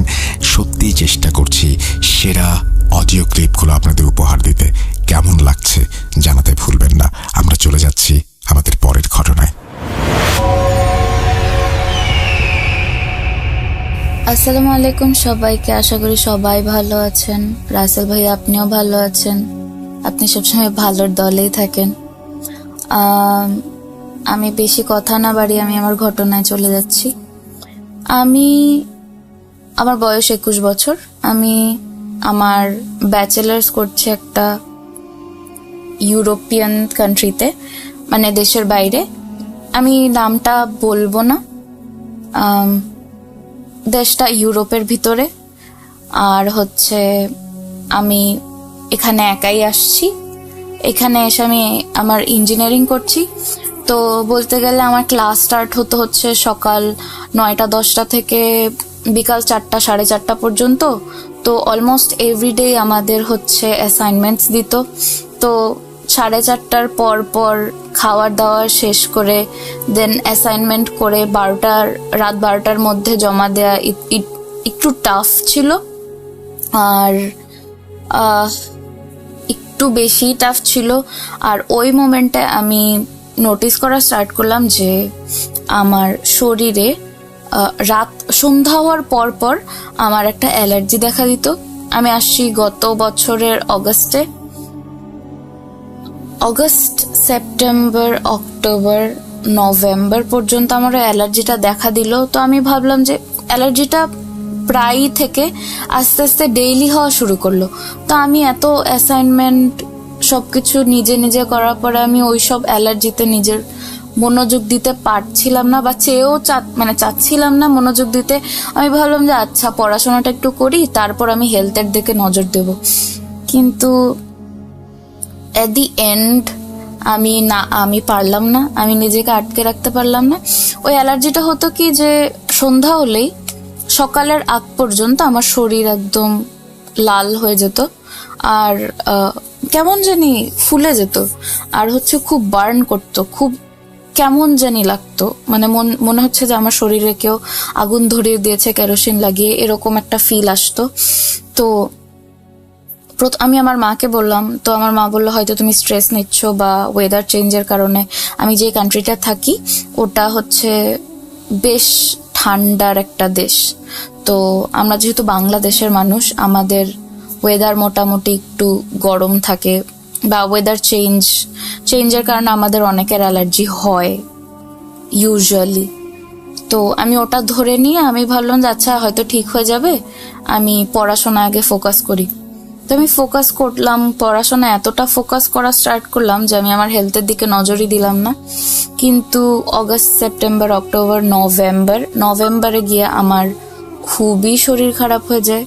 আমি আর পারছিলাম না ওই অ্যালার্জিটা নিয়ে থাকতে, বিকজ আমি ইঞ্জিনিয়ারিং পড়ছি। আমি সারাদিন অলমোস্ট রাতে ঘুম ছাড়া মোস্ট অফ দ্য টাইম আমার কম্পিউটারের সামনেই বসে থাকা লাগতো বা ল্যাপটপের সামনে বসে থাকা লাগতো, বিকজ আমার অ্যাসাইনমেন্টস যা পড়াশোনা সব কম্পিউটারের সামনে।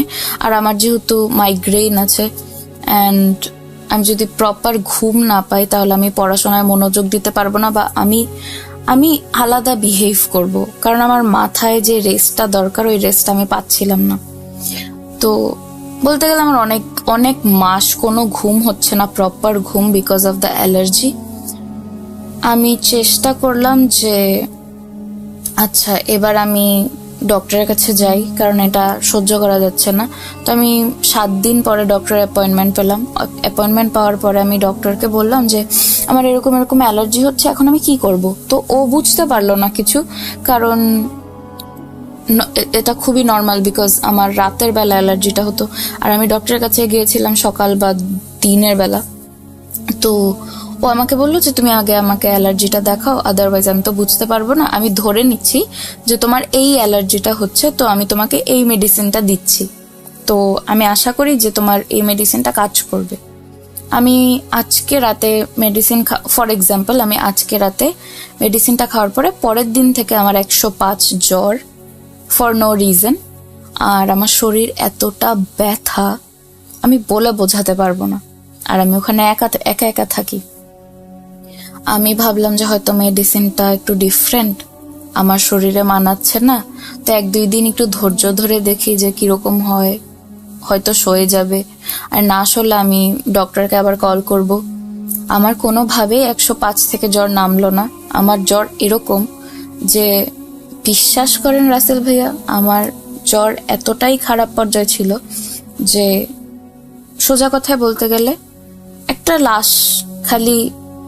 লাশ শুধু বিছানায় শোয়া, কিছু করতে পারছে না, কিচ্ছু না, বিছানা থেকে না নড়তে পারছে। আমার হাতে যে আমি ফোনটা নিয়ে আমি কাউকে কল করে বা আমার মাকে কল করে বলবো, আমার এই শক্তিটাও আসছিল না। আর তখন নিজে থেকে সবকিছু করা লাগবে, বিকজ আমি ওখানে একা থাকি।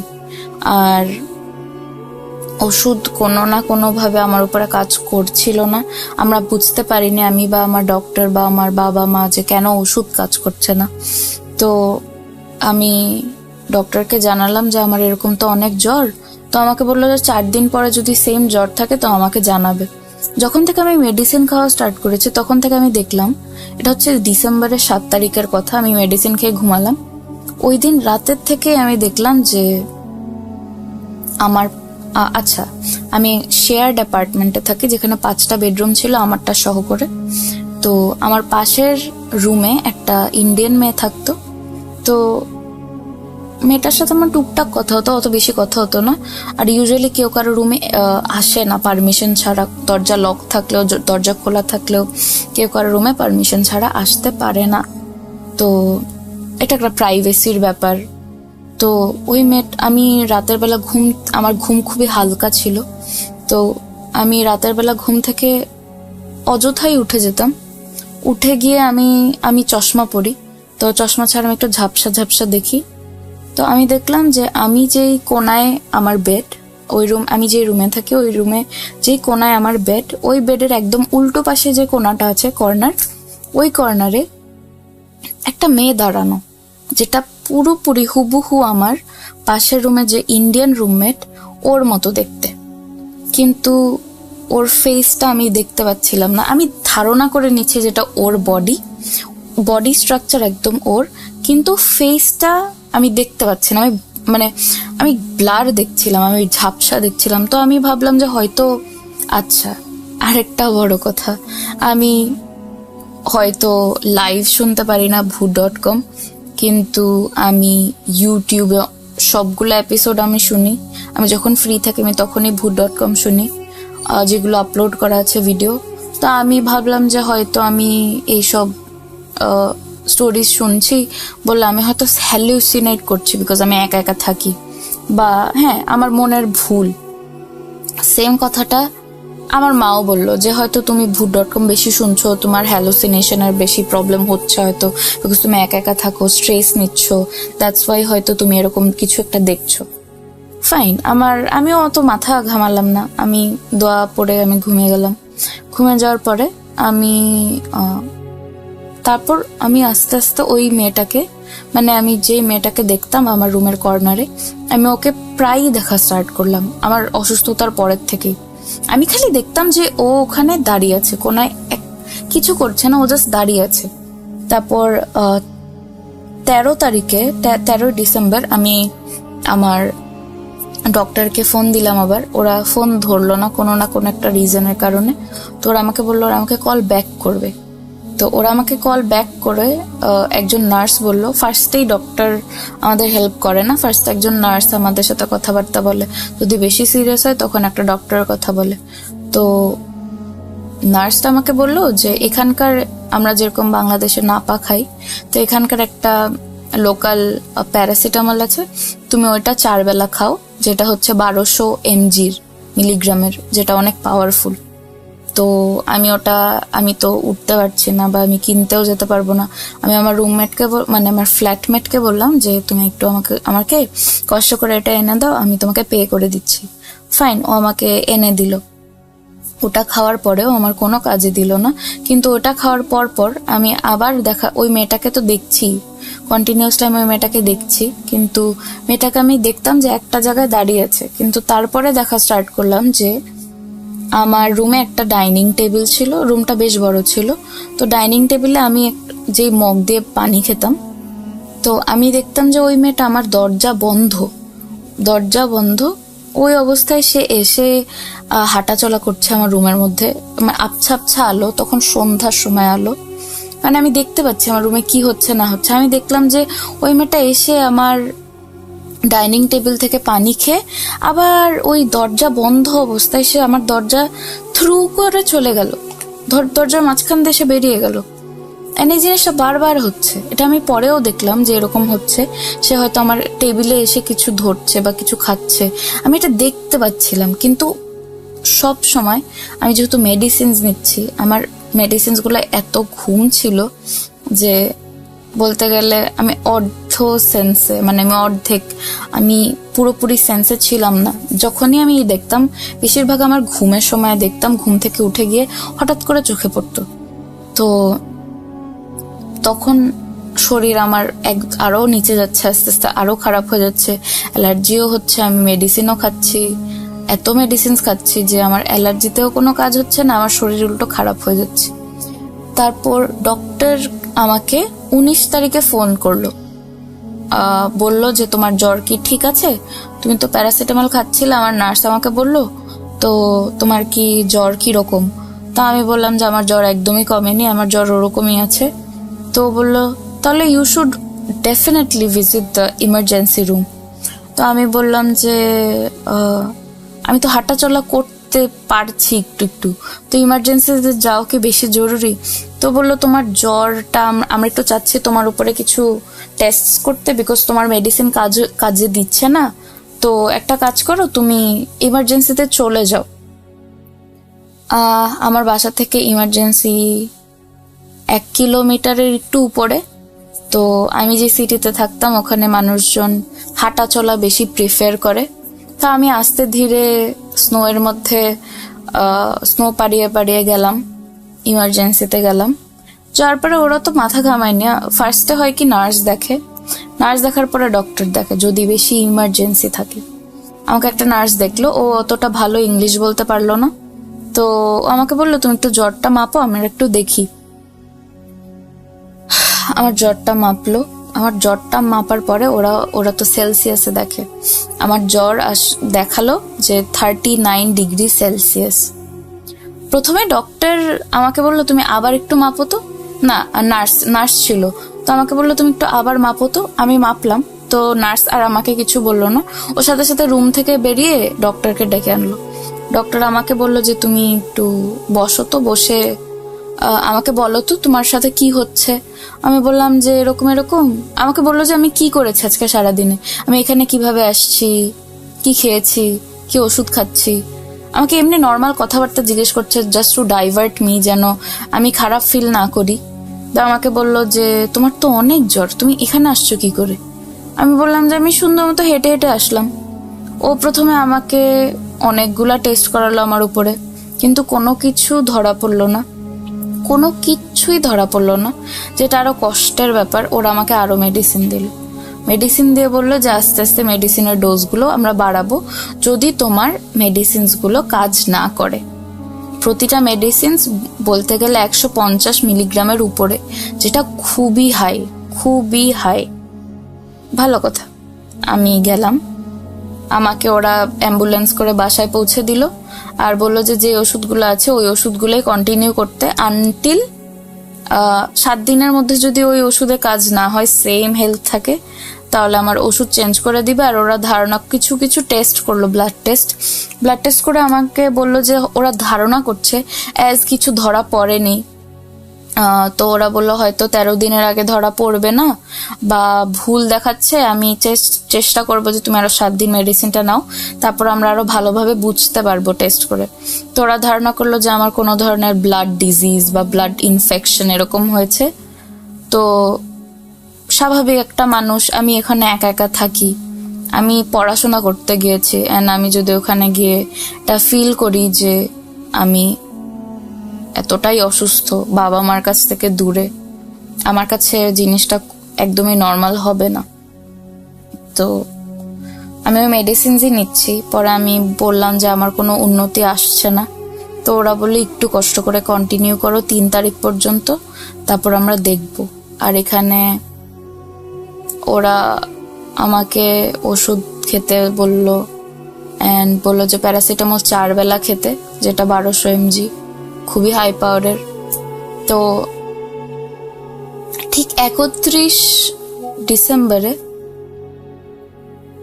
আমি আমার ইন্ডিয়ান রুমমেটটার কথা যে বললাম, ও আমাকে বললো যে তুমি কি করবে, আমি তো এই দেশে নতুন এসেছি, অ্যান্ড নিউ ইয়ার সেলিব্রেশন খুব বড় করে করে এরা, ফায়ারওয়ার্কস হয়।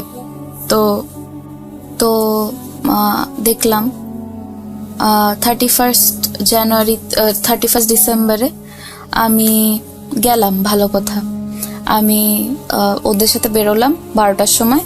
তো আমি বললাম যে তোমরা থাকো, বিকজ তখন ওখানে -29 ডিগ্রি সেলসিয়াসের মতো ছিল, এই কনকনা শীত আর স্নো পড়ছে কন্টিনিউয়াসলি। তো আমি বললাম যে আচ্ছা তোমরা থাকো, আমি বাসায় চলে যাই, কারণ আমার খুব ঠান্ডা লাগছে আর আমার এমনিতে শরীর ভালো না। তো বললো আচ্ছা তুমি চলে যাও, আমরা পরে আসবো। তো আমরা তো একটু শব্দে থেকে অভ্যস্ত, তো এই দেশে খুবই নিঃশব্দ, মানে কোনো শব্দ হয় না, সব চারোদিকে একদম সাইলেন্ট। তো হলো কি যে আমি সবসময় আমার ল্যাপটপ অন রাখতাম 24/7, এভরি টাইম এটা অন থাকতো। হয়তো কোনো মেডিটেশন সাউন্ড অথবা কোনো সূরা আমি ছেড়ে ঘুমাতাম। ওই দিন মেডিটেশনের সাউন্ড ছাড়া ছিল। আর আমার রুম সবসময় ডার্ক থাকে না, আমার রুমে কোনো না কোনো লাইট জ্বালানোই থাকে না কিছু ক্রিসমাস লাইট, মানে রুমে কি হচ্ছে আমি ওটা দেখতে পারবো, স্পষ্ট দেখতে পারবো। 31 ডিসেম্বরে আমি যখন বাসায় চলে আসলাম, আমি জানি না ওরা বাসায় আসছে কি আসেনি। হঠাৎ করে আমি ঘুমের মধ্যেই ফিল করলাম যে কেউ আমার দিকে খুব কাছের থেকে আমার দিকে তাকিয়ে আছে। আমি জানি না সবার মধ্যে এই সেন্সটা কাজ করে কিনা, কিন্তু আমার মধ্যে এই জিনিসটা খুবই কাজ করে।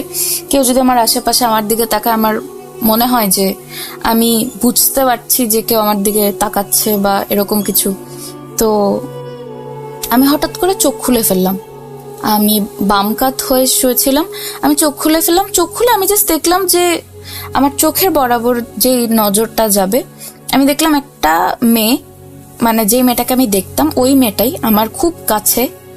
আমি বোঝাতে পারবো না কতটা, মানে আমার খাটের একদম, আমার খাটটা সিঙ্গেল বেড অনুযায়ী, তো সিঙ্গেল বেডটা শেষ হলেই যে ও দাঁড়িয়ে থাকবে, এতটা কাছেও আমার।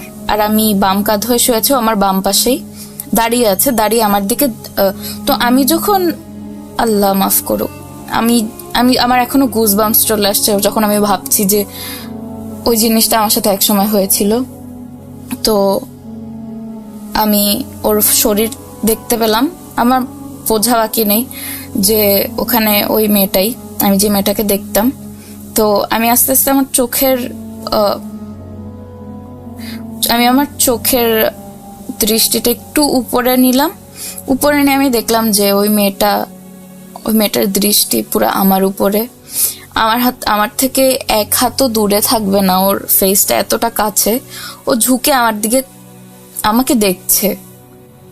এন্ড ওর ফেস কিরকম জানি, ওর কোনো ফেস ছিল না, খুবই জঘন্য একটা চেহারা ছিল। আমি বোঝাতে পারবো না, আমার গলা কাঁপছে এখন। I am so sorry.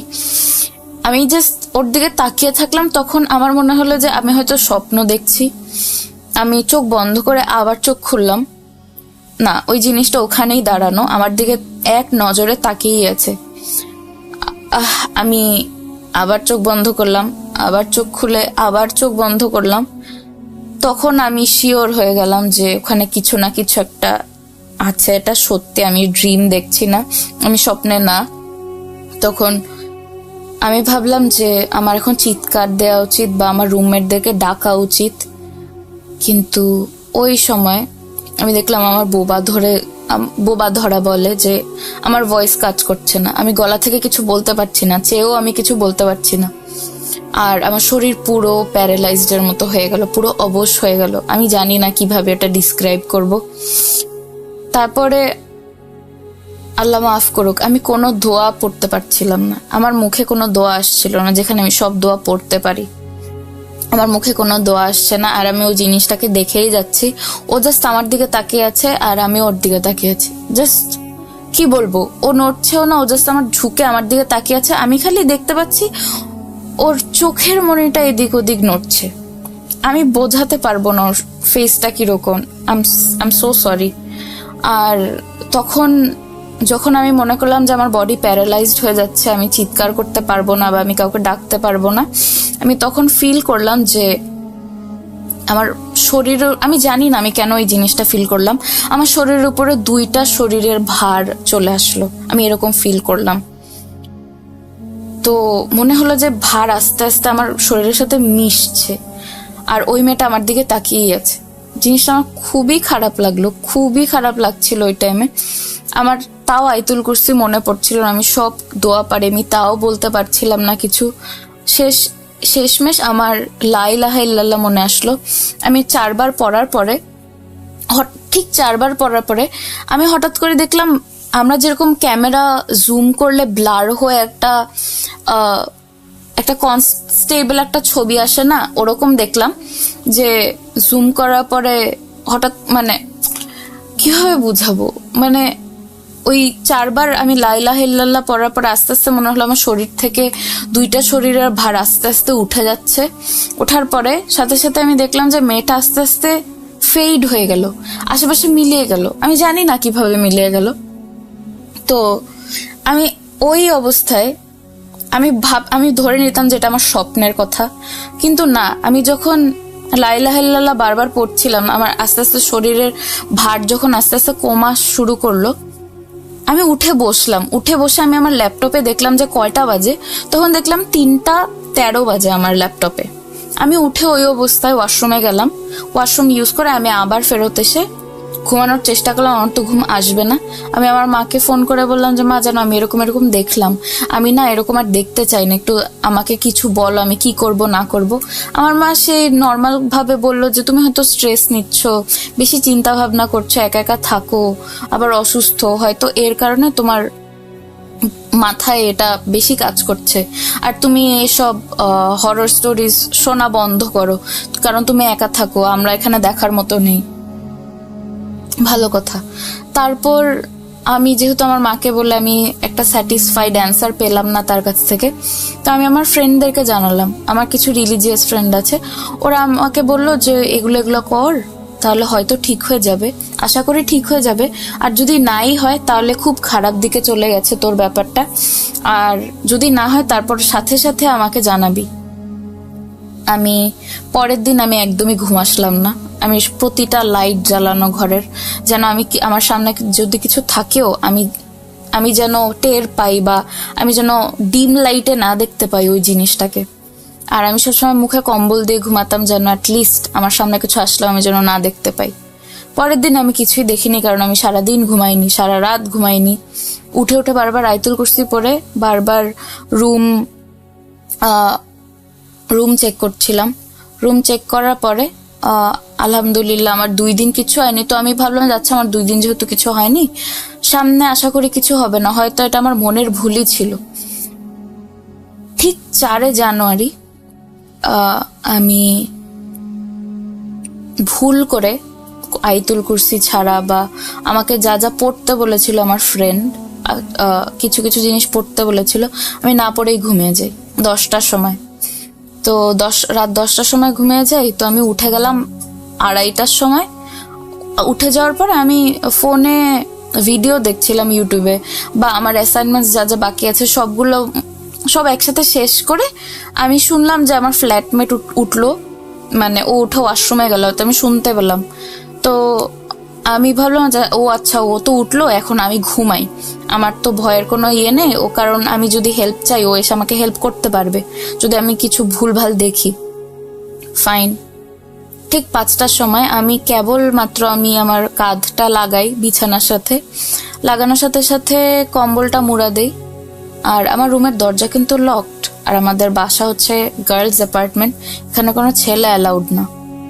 আমি তখন ফিল করলাম যে আমার চোখ বন্ধ করার সাথে সাথে আই ফেল্ট যে আমার বডি আর আমার ভয়েস একদম প্যারালাইজড।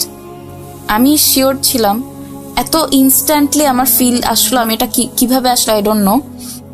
আমার বডি একদম প্যারালাইজড, আমার ভয়েস একদম নাই। আমি ভাবলাম যে আমার এখন খারাপ কিছু একটা ফিল করব, আমার রুমমেটকে বা আমার ফ্ল্যাটমেটকে ডাকা উচিত। পারলাম না, আমি পারলাম না, আমার ভয়েস নেই। আমাকে আবার বোবায় ধরলো। ওই মোমেন্টটা আমি আবার ফিল করলাম যে আমার বডিতে 2টা জিনিস বসে যাচ্ছে। এতদিন আমি একটা মেয়ে দেখা সত্ত্বেও আমি ওই দিন ফিল করলাম যে আমার শরীরের উপরে কেউ ভর দিয়ে, একটা ছেলে আমার উপরে শুয়ে আছে বা ভর দিয়েছে। আমি আমার গলার মধ্যে, আমার থুতনির নিচে যে পার্ট, ওইখানে আমি ফিল করলাম যে একটা ছেলের যেরকম খাড়া খাড়া চুল থাকে, ওই চুল আমি ফিল করলাম, খোঁচা খোঁচা চুল আমার গলায় লাগছে। কতটা বিচ্ছিরি।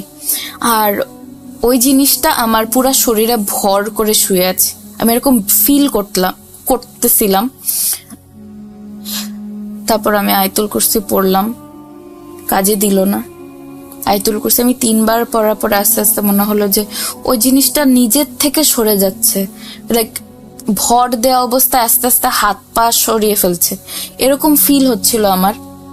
আমি সাথে সাথে কম্বলটা সরিয়ে দেখলাম যে এতক্ষণ তো আমার বডি একদম শক্ত ছিল, যখন আস্তে আস্তে আমার শরীর ছাড়া স্টার্ট করলো, তো আমি কম্বল সরিয়ে দেখলাম যে আমার রুমে কি কেউ আছে নাকি, বা ইজ দেয়ার সামওয়ান। কিন্তু রুমে আমার কেউ ছিল না, আমার দরজা লক করা, কেউ আসেনি। আমার রুম চারপাশে চেক করলাম, কিন্তু কেউ ছিল না। আমি আর পারলাম না, বিকজ জিনিসটা খুবই ভয়ঙ্কর। আর কারণ আমি একা একা থাকি, আমার কাছে জিনিসটা খুবই খারাপ দেখায়। আর আমার কাছে অবভিয়াসলি খুব খারাপ লাগবে যখন আমি ফিল করবো একটা ছেলে আমার উপরে ক্রল করে শুয়ে আছে। এই জিনিসটা খুবই খারাপ, যাকে আমি দেখতেও পাচ্ছি না।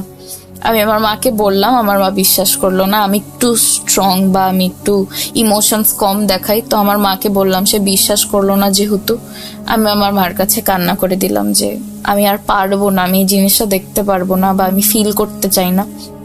আমার মা তখন বুঝতে পারলো যে আমি হয়তো সত্যি বলছি বা এটা স্ট্রেসের কারণে না। তো আমার মা বললো, আচ্ছা আমি আমাদের মুফতির সাথে কথা বলি, তারপর দেখি উনি কি বলে। আমাদের মুফতির সাথে কথা বলার পরে উনি বলল যে তুমি যখন মুফতি আমার সাথে যখন কথা বলছিল ফোনে পরের দিন, তো উনি বলল যে তোমার আশেপাশে যেটাই আছে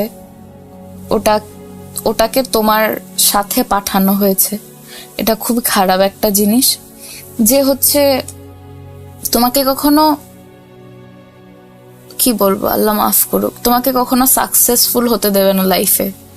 বা এটার একটাই রিজন, তোমার সাথেও কিছু একটা করবে যার কারণে তুমি প্রতিদিন খুবই উইক ফিল করবে। বা অবভিয়াসলি একটা মানুষ না যেটাই থাকুক, জিন বা যা বলি আমরা, তাদের শরীরে অনেক শক্তি। অবভিয়াসলি আমরা ওদের থেকে স্ট্রঙ্গার হতে পারবো না, ওদের শরীরে অনেক বেশি শক্তি। অ্যান্ড ওরা যদি আমাদের হার্ম করার চেষ্টা করে ইন এনি আদার ওয়ে, আমরা অবভিয়াসলি উইক হয়ে যাব, স্বাভাবিক ব্যাপার। যার কারণে আমি এতদিন এতটাই অসুস্থ হয়ে যাচ্ছিলাম জাস্ট বিকজ অফ দ্যাট। আর এটা ওরকম কোনো জিন ছিল না যে আপনাকে পছন্দ করে বা আপনার প্রতি অ্যাট্রাক্টেড হয়ে এসছে, না। কেউ এই জিনিসটাকে আপনার কাছে পাঠিয়েছে যেন আপনি সাকসেসফুল না হতে পারেন। তো আমাকে বলল 2 মাস। প্রথমে আমি বলছি কেন এই জিনিসটা হয়েছে আমার সাথে। প্রথমে হচ্ছে 2 মাস আমাকে বলল যে এইসব জিনিস করে তুমি রুম বন্ধ করে রাখবে। মানে আমরা দোয়া পড়ে রুম বন্ধ করে রাখি, শরীর বন্ধ করে রাখি, ওই জিনিসটা আমাকে প্রতি রাতে করতে বলল। আমার রুমের চার কোনায় পানি ছিটিয়ে, আমার রুমের বিছানায় পানি ছিটিয়ে আমার শরীর বন্ধ করে তারপর ঘুমাতে। অবশ্য আমাকে বলল যে এটা মিস করো না, এটা 2 মাসের একদিনও মিস করবে না, বিকজ ওই জিনিসটা খুবই ক্ষিপ্ত হবে। তুমি যখন নিজের শরীর বন্ধ করবে, যখনই তুমি শরীর বন্ধ করে দিবে, ও চান্স পেলেই তোমার খুব বড় ক্ষতি করবে। আমি 2 মাস করলাম টানা। আল্লাহর রহমতে আমি আর কিচ্ছু দেখিনি। 4 জানুয়ারির পর আমার শরীরেও আর কোনো অ্যালার্জি হয়নি। আর যে ওষুধগুলা খাওয়া হয়েছিল ওগুলা তো কোনো রিজনে খাওয়া হয়নি। ওই ওষুধগুলো আমার শরীর অনেক খারাপ করে দেয়। এখন আমি বলতে গেলে মোটামুটি অসুস্থ ওই ওষুধগুলোর কারণে, বিকজ আমার কোনো রোগ ছিল না। আর এই জিনিসগুলো ডক্টররা বিলিভ করে না। আরও এটা হচ্ছে ইউরোপিয়ান ডক্টরস, এরা তো আরো আগে বিশ্বাস করে না প্যারানর্মাল জিনিসপত্রে। আমি এখন বলতে গেলে খুব খারাপ পজিশনে। আল্লাহ মাফ করুক। কেন মানুষজন ব্ল্যাক ম্যাজিক করে? মুফতি এটাও বলল যে যারা করার ট্রাই করেছে তারা আমাদেরই বিল্ডিং এর একজন, যারা আমার বাবাকে বা আমি আমার বাবার বড় মেয়ে, আমাদেরকে কখনো সাকসেসফুল হতে দেখতে চায় না। কোনো রিজন নেই, কোনো ক্ষতি করিনি আমরা তাদের, কিন্তু ওনারা আমাদের সুখ দেখতে পারবে না বা জেলাসি আর কিছুই না। আল্লাহ মাফ করুক। ওনারা 5 ওয়াক্ত নামাজ পড়ে, ওনারা পর্দা করে। আল্লাহ কিভাবে এইসব মানুষ বানায় যে ওনারা এত কিছু করার পরেও মানুষজনের সাথে জেলাস হয়ে এত খারাপ জিনিস করে। ওনাদের জন্য আমার বাবা অতটা বিলিভ করে না এসবে, আল্লাহ ভরসা। কিন্তু আমি খুব খারাপ জায়গা থেকে আসছি বা আমি ফেস করেছি, আমি জানি। আশা করি কেউ যেন ব্ল্যাক ম্যাজিকের সম্মুখীন না হয়। মানুষ জেলাসি করা যেন বন্ধ করে দেয়। আল্লাহ সবাইকে সুস্থ রাখুক। এখন এটাই দোয়া করবো যে আল্লাহ সবাইকে সুস্থ রাখুক। কেউ যদি ভালো পজিশনেও যায়, আমি কখনো জেলাস ফিল করব না, কারণ এটা তার পাওনা। আল্লাহ ওদেরকেও ক্ষমা করে দিক। অ্যান্ড আমি এটা বলবো যে প্লিজ কেউ ব্ল্যাক ম্যাজিকে জড়াবেন না জাস্ট বিকজ অফ জেলাসি। একটা মানুষের লাইফে টানা হেচড়া হতে পারে, ইউ নেভার নো।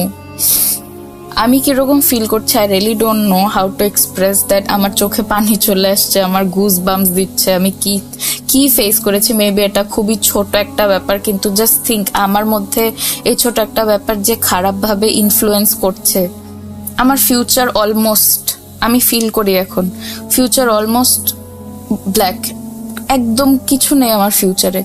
আমি ফিল করি যে আমার কোনো ফিউচারই নেই just because of those things. আমি বিশ্বাস কি আমার শরীরে এরকম একটা আমার মাথা আমার কিছু ঠিকঠাক মতো চলছে না জাস্ট বিকজ অফ একটা মানুষের ভুলের কারণে আমি এখন এরকম ফেস করছি। হয়তো আমি সুস্থ, কিন্তু আমার মানসিকভাবে আমি ডিস্টার্বড হয়ে গেছে একবার, যেটা আমি কখনোই হয়তো ঠিক করতে পারবো না। আশা করি আমি ভালো হয়ে যাই, বা যারা এইসব ফেস করছেন তারা সবসময় ভালো থাকেন, আর যারা ব্ল্যাক ম্যাজিক করেন তাদেরকে আল্লাহ হিদায়াত দান করুক। আমার ঘটনায় যদি ভুল ত্রুটি থাকে আমাকে ক্ষমা করে দেবেন। সরি বাংলিশে বলার জন্য, আমার বাংলা অতটা ভালো না, আমি খুবই দুঃখিত। সবাই ভালো থাকবেন, আসসালামু আলাইকুম। আরও একবার আপনাদের সবাইকে স্বাগত জানাচ্ছি, আমি রাসেল। আশা করছি আপনারা সবাই ভালো আছেন, ভালোর দলে আছেন। এতক্ষণ পর্যন্ত শুনছিলেন ভূত.com, সাথে ছিলাম আমি রাসেল, এবং এখন বিদায় নেবার পালা। আজকের মতো বিদায় নিতে চাই, ফিরে আসবো আবারও। সেই পর্যন্ত সবাই ভালো থাকুন, সুস্থ থাকুন, মোস্ট ইম্পর্টেন্টলি ভূত